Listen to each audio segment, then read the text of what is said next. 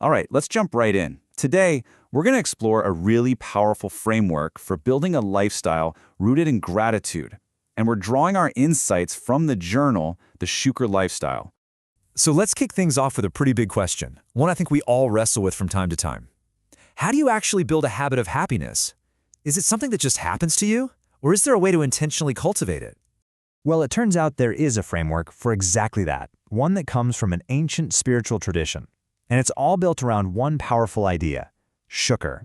Okay, so what is shukr exactly? Let's really dig into what this word means because, trust me, it's way more than just a simple translation.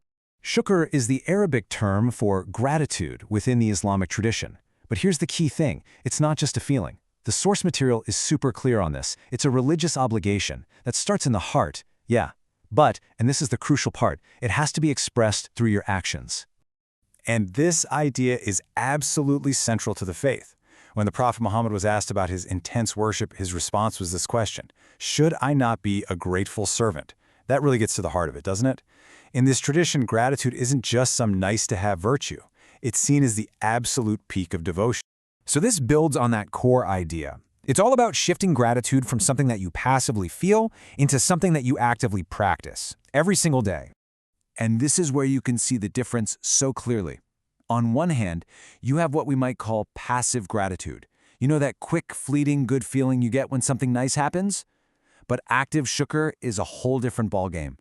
It's a conscious choice, a proactive lifestyle that you express through worship, kindness, and generosity. It's something you do, not just something you feel. This whole concept is rooted right in the foundational texts. There's a verse in the Quran that directly says, "If you are grateful, I will give you more." Now, think about what that means. It frames gratitude not just as a reaction to getting something good, but as the very catalyst for it. That's a huge mental shift. And the benefits of living this way, as the journal points out, are incredibly practical. I mean, we're talking about building real optimism, increasing your resilience when things get tough, finding more patience, and just fostering an overall sense of holistic well-being and balance. It's really about changing your entire outlook on life for the better. Okay, so the concept is powerful, right? But the big question is, how do you actually apply it? Well, that's where the Shukr Lifestyle Journal comes in, offering a really practical 15-day plan to get you started. This really gets us to the heart of it. How do you take this amazing concept and turn it into a real, daily habit that actually sticks? The journal breaks it down into this really simple 3-part daily action plan. Step 1, reflect. You think about a specific verse or a saying related to gratitude. Step 2, write. You physically write down 3 new things you're grateful for that day. And step 3, act. You do a unique little activity designed to build that gratitude muscle. So reflect, write, act. Simple, memorable, and totally doable. So what does that actually look like day to day? Let's take a little peek inside this 15-day plan to see how it all works in the real world. Okay, let's use day 5 as an example.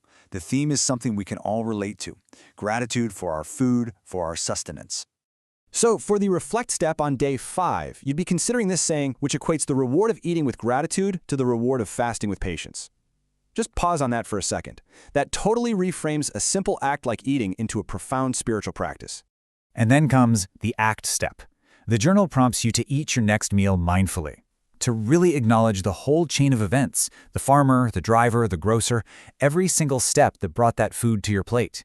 It's such a simple shift, but it's incredibly powerful. All right, let's take a look at another one. This time it's focused on interpersonal gratitude, how this framework applies to showing gratitude to the people in our lives. The reflection for day 10 is this profound teaching: whoever does not thank people has not thanked Allah. And the insight here is just massive. It's saying that thanking other people isn't just about being polite. It's presented as an essential part of your gratitude to God. The two are completely inseparable. And of course, the activity makes this tangible. The challenge is to find at least one person in a service role, someone who might often get overlooked, and sincerely thank them for their work. It's all about turning that internal feeling into an external, meaningful action. So after 15 days of these small, intentional actions, what's the ultimate goal? It's about building a shukr lifestyle, transforming a short-term plan into a habit that lasts a lifetime. And a really cool part of this journal's design is that it's not a one-and-done thing. It's built to be reused in repeating 15-day cycles. The idea is that through that repetition, the practice moves from a conscious effort to an ingrained habit, a true part of your lifestyle. And this really brings home who the ultimate beneficiary of this practice is. A verse from the Quran states that when you're grateful, you're doing it for His own soul. It's presented as a fundamental act of spiritual self-care and personal development. So let's quickly recap the key takeaways from the Shukr framework. First, gratitude is an active practice, not just a passive feeling. Second, it can be cultivated through small, consistent habits. Third, the core pillars are to reflect, write, and act. And finally, the ultimate goal isn't just to do gratitude, but to build a completely transformed mindset. And that leaves us with one final thought, a question to take with you. Forget the 15-day plan for a moment. As you finish listening to this, what is one single blessing in your life that you can actively show gratitude for right now, today?